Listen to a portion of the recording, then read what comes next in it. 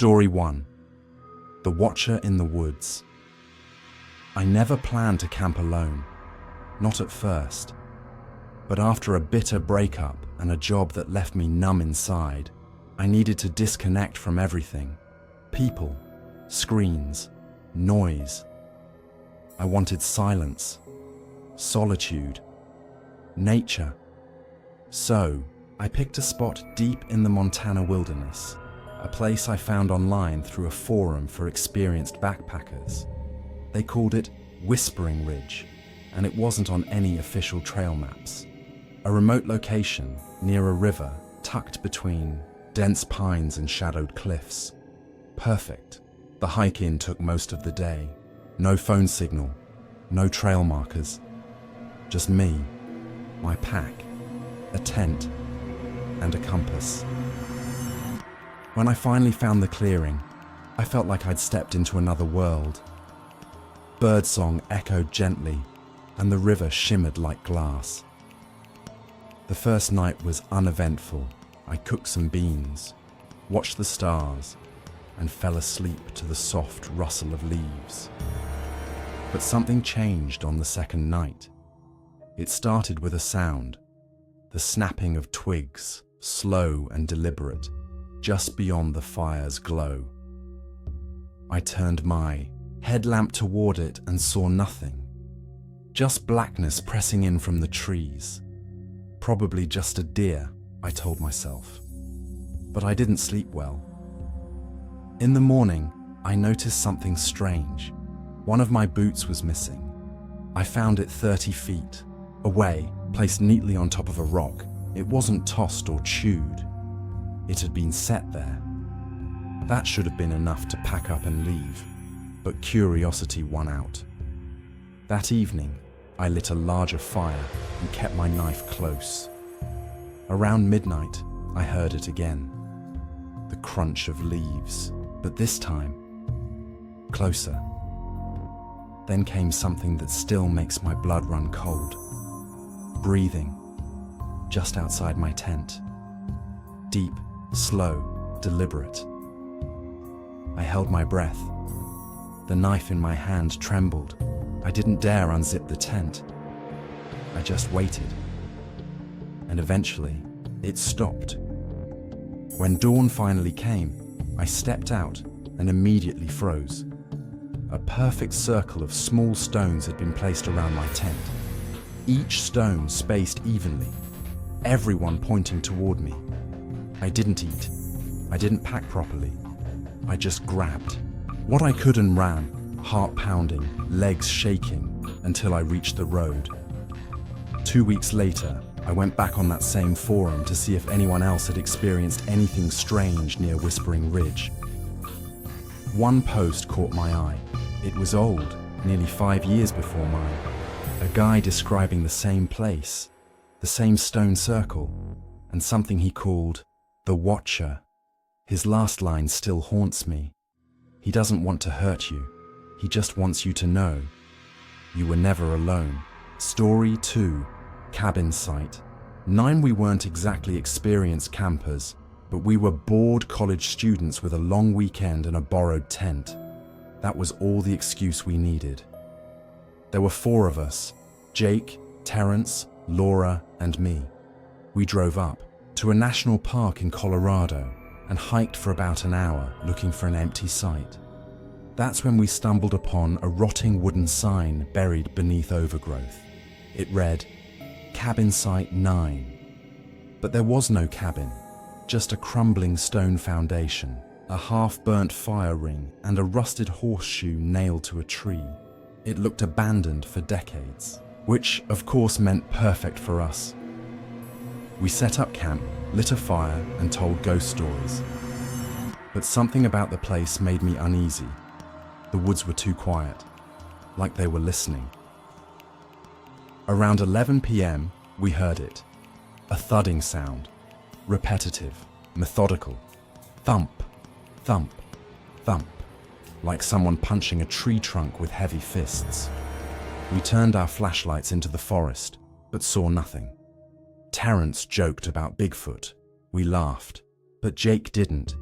He was staring into the trees, eyes wide. "I saw something move," he said quietly. "Tall, right there." We teased him at first, but he didn't laugh. At midnight, Jake stood up, mumbled, "Gotta check something," and walked into the woods alone with his flashlight. We waited 15 minutes, then 30. We started calling his name. No response. We split up into pairs and followed the path he took. His footprints went on for about 20 feet, then stopped. No scuffs, no dragging, just gone. We called the rangers at sunrise. They brought dogs, drones, and helicopters. Searched for days.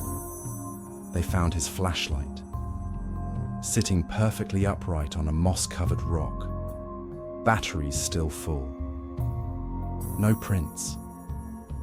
The creepiest part, when the ranger asked where we'd been, camping, and we told him, "Cabin Site 9, he looked confused. "There's no Site 9, he said. "Only 8 sites in this sector." We took him back. The sign was gone. Just dirt. We showed photos from the night before. They were altered. The one we took of the fire ring. Gone. Just blank grass. The sign, fuzzy blur, like static. Jake was never found. We tried to talk about it once, months later, but no one really knew what to say. Laura still wakes up screaming some nights. Terrence doesn't camp anymore. Me, I've spent the last year researching missing persons cases near that park. There were others, all from the same unnamed location. All reported strange thudding noises, and every one of them was last seen, heading towards Site 9. Story 3. The tents that weren't ours. It was supposed to be a romantic escape. Just me and my girlfriend, Ava, hiking through Oregon's remote wilderness and camping by an untouched lake we'd seen on a topographic map. No trails, no noise, no people.